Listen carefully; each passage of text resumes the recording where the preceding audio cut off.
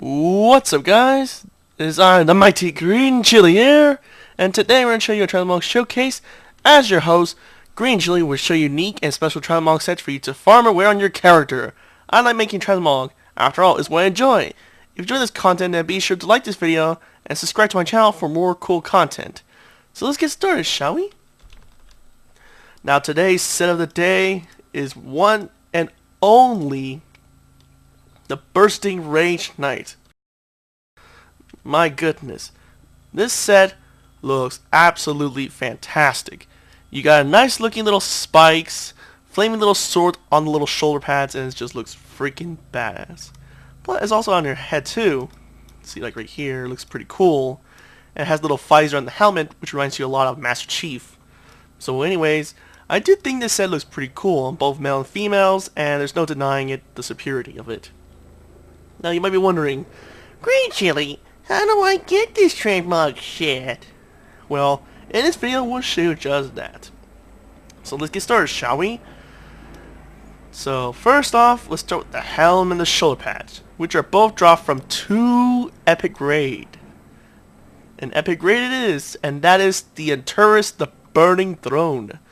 To get to there, you must go all the way to the Broken Isles, head to Argus, but before you go to Argus, make sure you get to that little Broken Shore thing first, and then once the scenario is over, then get back and you do the Argus. That's a little fact you need to know. And then once you go to turn waste, and then finally, all you need to do is just make sure you go to the south of Fellfire Armory, as opposed to the main entrance, and once you go in there, inside the little raid, to ambush, the inside of the Burning Legion, and defeat them once and for all, there's like different bosses that you can get the shoulder pads and helm. But let's first start with the helm. The first one is going to be ENR, the Life Fighter, and also make sure you put on Mythic mode. So anyways, the helm that drops from ENR, from the looks of it, is still unknown from calculations, and that can be set the same thing for the other option, which is the Agrimar, who also has a chance of dropping the helmet. Now you might be wondering, like, what about the shoulder pads? Well, apparently there's a calculations on the shoulder pads for some reason. Well, the first one is gonna be Imanor. I'll call him Imo. Imo, the Soul Hunter, has a chance of dropping it for a whopping 4%. So yeah, this handsome little guy freaking drops him. And what the heck? What is that? That's weird. So yeah, that's basically where you get your little shoulder pads from that guy. But another option is also from the Coven of Shivara, which that also got a calculation, oddly enough, and that is a 1.1%. Damn, that's pretty low. Compared to the other option, you might as well hunt this guy to the freaking ground and get it. And of course, like any raids today, you have to make sure you defeat most of the bosses until you reach the end. So, when Battle for Azeroth is out, it gets easier and easier as gear and leveling and all that shoots, right? So yep, that's what you gotta do for the helm and shoulders. And yep, it's all mythic, so if you're a hardcore player or you want a cool Transmog when you reach the max level, then look no further than this set. Now first off, let's talk about the belt. This little twinkling belt, looks cool, has a little bit of lighting on there, but still feels a warrior. Well, this belt is none other than the Girdle of a Crumbling Sanctum. And to get this, you must get it from the Tomb of Sargeras. To get to there, all you have to do is head all the way to the Broken Shores, head to the Broken Shore. Yeah, that sounds weird. And all you have to do is just head to the northeast of the Broken Isles on the bottom level of the front pathway. Just make sure you have your flying, because that way it makes it easier to jump over those demons that are just guarding it. And once you're there, the bosses that do drop the belt, well, luckily there's only one boss, and that is none other than, which is, let me read it, Razorjaw Muradin.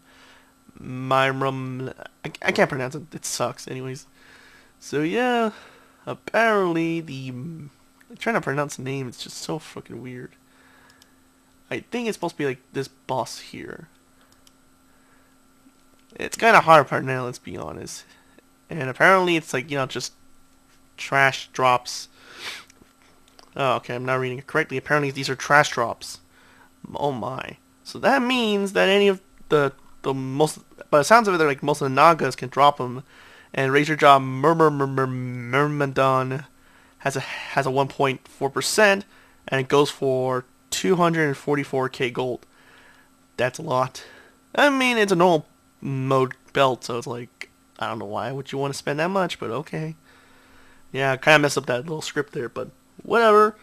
It's a freaking gonna be a while, but hey, if you have a lot of gold, go in your local auction house and hopefully someone sells it, because it won't be from the boss drops. I tell you that much. Which that sucks. Now, next on our list is these gloves and boots. But first off, the gloves. These gloves are one and only Grasp of Panic. The Grasp of Panic is from the Heart of Fear. To get to the Heart of Fear, you must go all the way to Pandaria. Head to the Dread Waste and just go to the west side and you'll find an entrance of a big ass tree. Go inside, and then once you go over there, the boss that you want to take out will be none other than Garelon. Let's check on the Pandaria section, and you'll see the Heart of Fear, and look at that. This spider boss, which all you gotta do is just beat the crap out of his legs and then defeat him. And then you gotta make sure it's on normal mode. Because if it's not on normal mode, then how in the heck can you get it? Am I right? So you have to make sure you do this on normal mode. So once you do on normal mode, the chance of dropping it is a whopping 6%. It sounds low, which, yeah, you're right, because the boots, however, have a higher drop rate, and it's from a different raid. Hence why I didn't use, put them both together. The boots are called the Zolorants of Instability. I'm telling you, some of these names I can't pronounce for some reason. So yeah, the boots, which is from the Terrace of Endless Spring. You must go all the way to Pandaria. Between the Fell Turtle Blossoms and the Jade Forest Dingling is the Fell Upstairs. And go inside there. All you do is go to the left side of it and up the hill, up to a big little building, which is a little gate inside the mountain. Yep, in the mountains.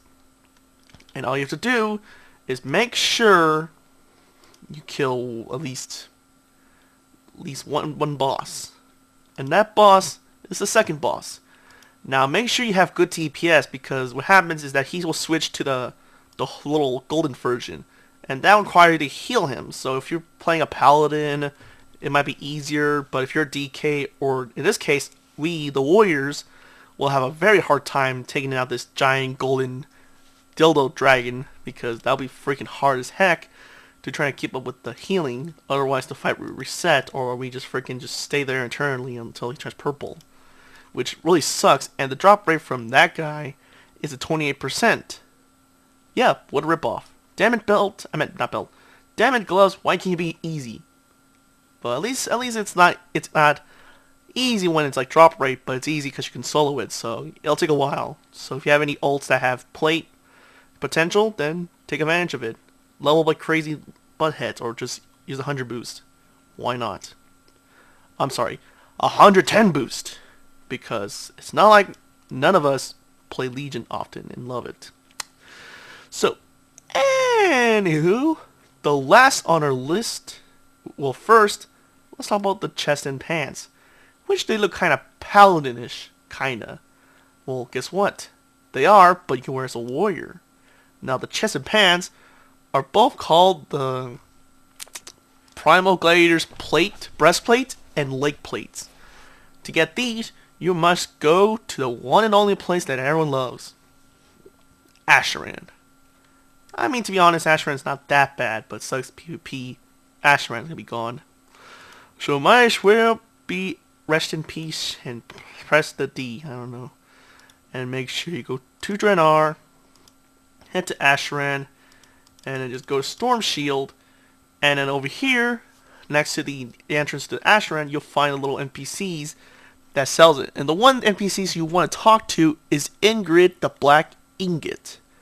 black ingot, precise, and sells it for 3 marks of honor. So yeah, on Northeast, make sure you go over there and get your damn item, because you're gonna need it.